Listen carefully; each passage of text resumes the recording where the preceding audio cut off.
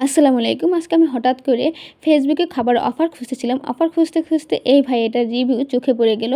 চোখে পড়ার পর ভিডিও অনেক যে রেস্টুরেন্টে খেয়েছে সেই রেস্টুরেন্টটা একটু ঘেঁটে দেখলাম। এরপর দেখলাম যে এখানে খিচুড়ির রিভিউটা আসলে খুব ভালো দিয়েছে সবাই।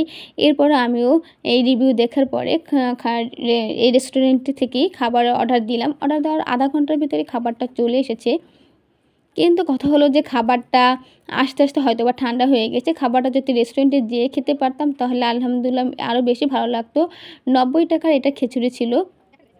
৳৯০ খিচুড়ির পরিমাণটা আমার কাছে বেশি মনে হয়েছে। সাথে দিয়েছে ৩ piece chicken, ১ piece leg piece ছিল সাথে।